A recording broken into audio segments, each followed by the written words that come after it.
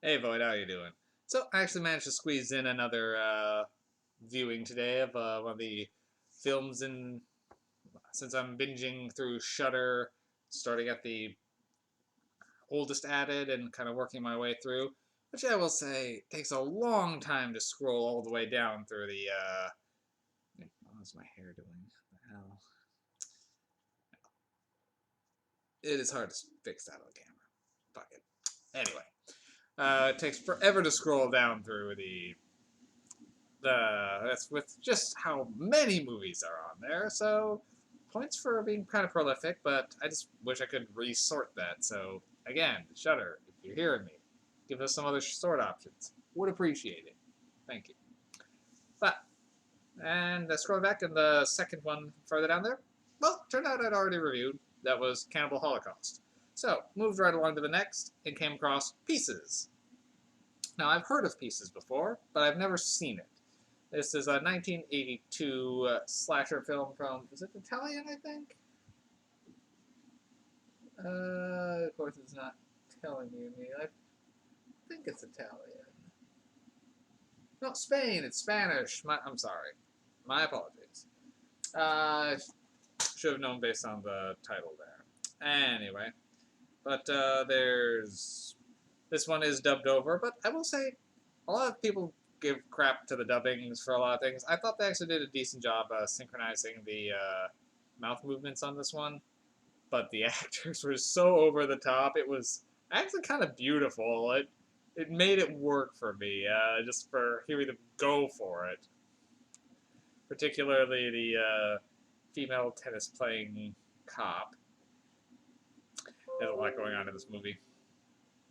So, Pieces is the United States title. The original Spanish title was Mi gritos tien la noc, or 1,000 Cries Has the Night, which naturally then another American title is The Night Has 1,000 Screams, or Chainsaw Bastard. So, yeah, fun titles. Um, so, Pieces is set in Boston. It's about someone chainsawing co-eds. So that's one of the main reasons I never really looked at this one. It just sounded like a basic bitch slasher movie. So, and for me, slasher movies are a dime a dozen. Slashers and zombies. I've seen so many of them. There has to be something special to set it apart. And you know this one? Okay, I can see where some of the appeal came from. It's I can't even say it's doing anything too spectacular, but just something about the way it's going about it. I will say, it was working for me. So I will say the descriptor of the movie was a little off. They talked about how a kid murdered his mother. That part's true. And then 40 years later, and was arrested. And 40 years later, though, people are wondering if he has come back, as people are dying now. That's not true, because the kid got away with it. First off, and no one was wondering if he came back because no one knew about him. So that's hardly a spoiler. In the opening scene, this mother is essentially being rather abusive towards her kid, who snuck in a nudie puzzle, essentially. So she smacks him around a bit, tells him to go grab a trash bag so she can burn some of the offending possessions. So he hits her in the head with an axe and cuts her to pieces. And continues to go about things while covered in her blood, piecing his puzzle together. Cops come up and he just hides in the closet and acts traumatized and gets away with it. All right, I was curious.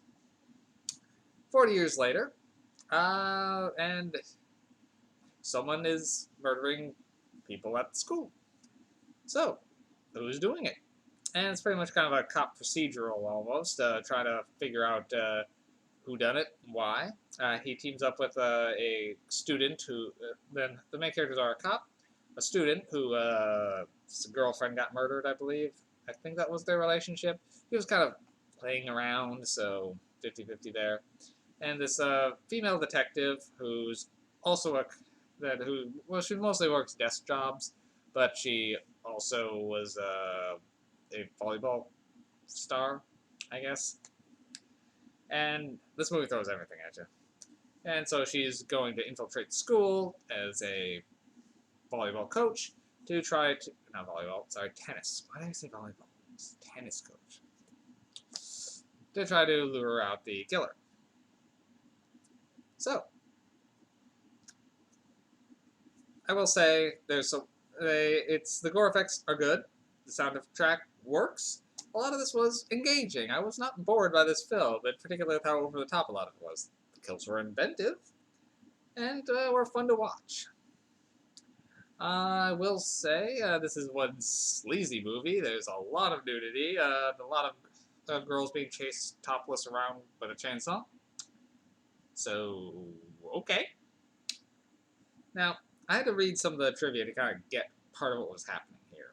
So, essentially, we all know the killer is the kid from back then come up. It's just who he is. I'm not going to say who it is. But there's a scene right at the beginning of this girl skateboarding, and then she just smashes into a mirror. Now, that scene seems to come out of nowhere and never was referenced again. But shortly thereafter, a girl, turns out to be the same girl. At first it was kind of hard to tell because we only saw her for a few seconds. And she gets chainsaw murdered as the first victim. Gets her head lopped right off. So, essentially, one of the main problems I pick at a lot of these horror films is, why is this happening now? Like, way back when I first started, I really harped upon Madman for that. Now, this one, I was kind of having that same thing. It's like, okay, the kid's been quiet for 40 years. Why is he doing this now?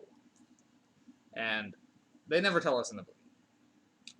But, reading into some of the trivia, apparently the script actually mentioned that the killer saw the girl hit the mirror and saw it shatter, and that kind of just seeing all the pieces laying around got him inspired to try to essentially start cutting up co-eds and piecing their body pieces together, essentially building a perfect woman by cutting one piece off here, one piece off there, and so each body has a piece removed. I mean, it's a flimsy, but at least it's something. So, considering the kid was obviously a bit unhinged, this is, I guess, what triggered him to start his, the kid now a man's murder spree. But yeah, overall, I was digging this one, which is good to say for a slasher. I can see why this one has kind of a cult following to it. Most people reference that it's very funny, and it is actually kind of. There's a lot that just happens here, like the random kung fu fight that breaks out in the middle with a Bruce Lee impersonator. That's, I guess, the school's kung fu professor. Sure, why not? This movie's weird, but it wears its weirdness well. Despite that happening, it doesn't seem out of place in this movie. It comes out of nowhere, and is never referenced again. But at the same time, you just go, yeah, sure, of course. Of course there's a kung fu professor who's mistakenly fights the tennis cop. It's a weird movie. But that weirdness is what makes it compelling. So, I think just debating where to rank this one. I mean, it's not standout-ish, but it's above average. I'm thinking I'm going to give this one 6 MacGuffins. It was fun, but not as funny as a lot of things made out to be, at least for me. I chuckled here or there, but particularly over some of the line deliveries, but it feels like that's what they're going for. But yeah, overall, it's worth seeing. It's a fun throwback slasher. Pieces. I do recommend this one. If nothing else, the kills are inventive, and it's better than just the run-of-the-mill. I will say the ending stinger comes out of nowhere and makes no sense in the confines of the rest of the film. But again, you just go, sure, why not? Yeah, I'll give this one a nice 6 MacGuffins. So, Pieces, 1982. Yeah, it's worth seeing.